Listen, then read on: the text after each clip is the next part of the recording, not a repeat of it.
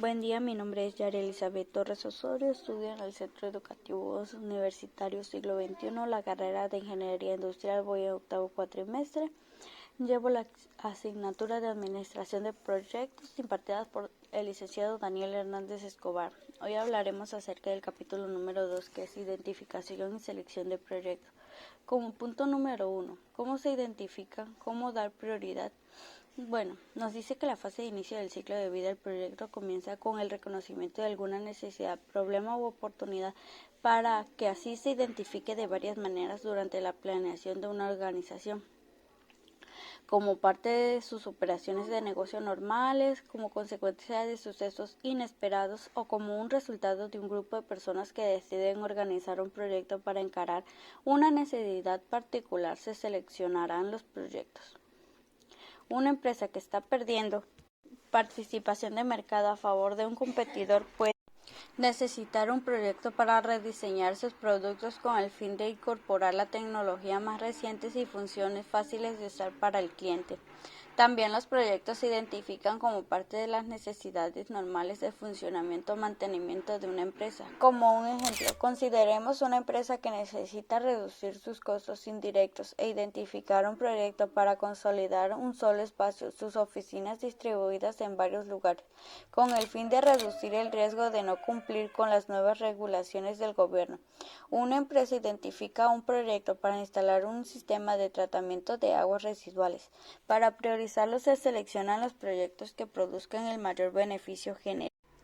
Los proyectos se identifican de diversas maneras según las distintas organizaciones. Es importante definir con claridad la necesidad de lo que puede requerir la recolección de datos acerca de la necesidad o oportunidad como ayuda para determinar si vale la pena intentar.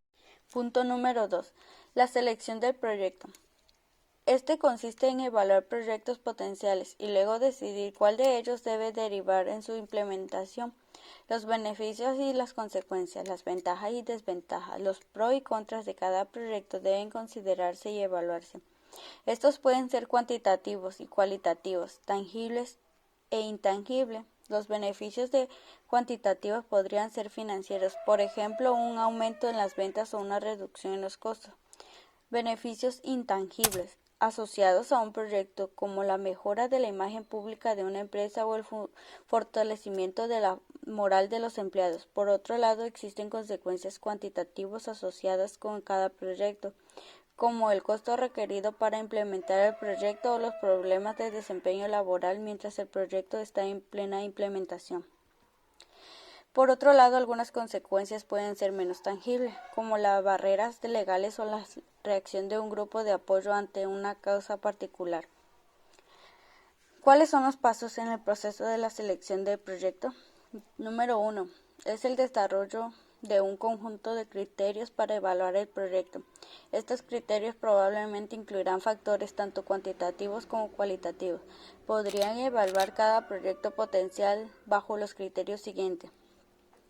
Alineación en las metas de las empresas, volumen en ventas previsto, en la incrementación en la participación de mercado y creación de nuevo mercado. Punto número 2.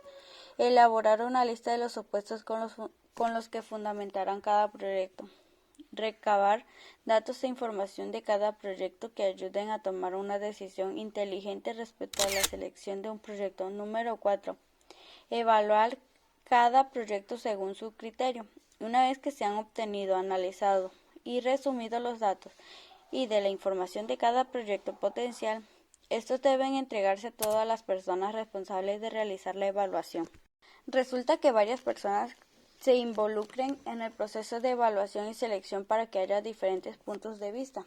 En la mayoría de los casos, la selección de proyectos se basará en una combinación de la evaluación cuantitativa, a lo que cada persona juzgue convenientemente según su experiencia, aunque la decisión final sea responsabilidad del propietario, presidente o jefe del departamento. Como punto número 2 tendremos ¿cuál es la cédula del proyecto?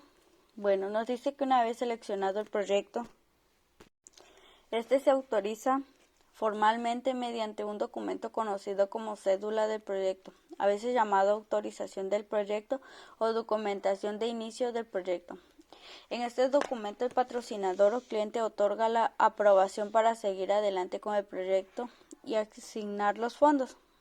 El contenido y formato de cédula o autorización no es estándar, cambia dependiendo de la empresa u organización. Número 1. El título del proyecto debe ser conciso y dar una imagen del resultado final del proyecto. Si existe una preocupación sobre la confidencialidad o información que no deba ser conocido por la competencia, una empresa puede dar al proyecto un título genérico. Número 2. El propósito, resumen de la necesidad y justificación del proyecto. Para apoyar la justificación de la selección del proyecto se pueden hacer referencias a documentos previos. Punto número 3. La descripción proporciona una reseña completa del proyecto. Este puede incluir una explicación de las tareas principales, los elementos de trabajo, fases del proyecto, incluso una estructura de división del trabajo preliminar, que esquematice los elementos de trabajo más importantes. Punto número 4. El objetivo es una declaración de lo que se espera lograr, es decir, el fin del producto final o entregable. Puede indicar el monto de los fondos autorizados para el proyecto y el tiempo determinado previsto, ya sea como una fecha específica o como un intervalo de tiempo en semanas o meses. Punto número 5. El criterio del éxito, beneficios esperados. Indican los resultados o beneficios cuantitativos esperados que resultarán de la implementación del proyecto. Estos describen las expectativas de los patrocinadores respecto a las medidas que definen el éxito del proyecto. Punto número 6. El financiamiento indica el monto total de los fondos que el patrocinador o cliente autoriza para el proyecto. A veces los fondos se liberan por etapas en función de los avances del proyecto. Punto número 7. Los entregables más importantes son los productos finales o artículos principales que se espera que se produzcan durante la ejecución del proyecto y al finalizar el mismo, como los bocetos de concepto para un nuevo zoológico, un sitio web, una simulación de flujos de trabajo para el sistema de producción en una nueva planta de manufactura. Punto número 8. Los criterios de aceptación describen los criterios cuantitativos que el patrocinador o cliente usará para verificar que cada entregable cumpla con ciertas especificaciones del desempeño y son la base para que acepte que el entregable en efecto se hizo correctamente y cumpla sus expectativas. Punto número 9.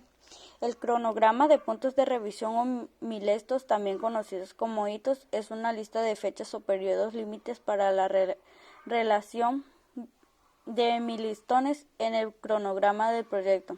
Punto número 10. Los supuestos claves incluyen aquellos en que se basa el fundamento o la justificación del proyecto. Un supuesto también podría referirse a algunos recursos para el proyecto de construcción a una tasa de interés del 5% o menos. Punto número 11.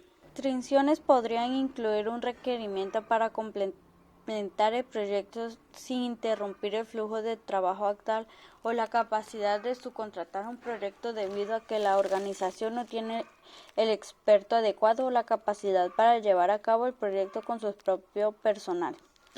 Número 12. Los principales riesgos identifican cualquier riesgo que el patrocinador considere como una alta probabilidad de ocurrencia o un alto grado de impacto potencial que podría afectar el logro exitoso del objetivo del proyecto. Número 3c. Los requerimientos de aprobación definen los límites de la autoridad del gerente del proyecto. También se pueden requerir una aprobación de consejo de administración. Punto número 14. El gerente de proyecto es de las organizaciones que se ha identificado como el líder a cargo del proyecto. El trabajo inicial de dicho gerente es organizar un equipo básico para la planeación. Número 15.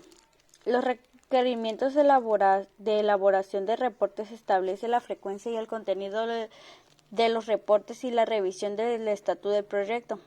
El gerente de proyectos debe proporcionar mensualmente al patrocinador los reportes de estatus o tener un escrito o tener juntas de revisión trimestral con este. Punto número 16. El designado del patrocinador o contraparte es la persona que el patrocinador o cliente elige para que los represente durante el proyecto. Es quien el gerente de proyectos debe comunicarse y a quien debe responder por su resultado. Punto número 17. La firma y la fecha de aprobación indica que el patrocinador ha autorizado el proyecto de manera oficial o formal, dependiendo del monto de los fondos para el proyecto, el nivel de riesgo o la estructura de elaboración de reportes de la organización. El responsable de la firma podría ser el presidente de la empresa o el gerente de marketing. La fecha de aprobación de la cédula de proyecto es importante porque se considera que es cuando se inicia la cuenta regresiva del reloj para el cumplimiento de los hechos más importantes en sus fechas previstas. Bueno, esto nos quiere decir que es un documento importante, no solo autoriza seguir adelante con un proyecto, sino que proporciona las condiciones y parámetros clave para que son el marco del trabajo para que el gerente y el equipo de proyecto desarrollen un plan inicial detallado para la realización.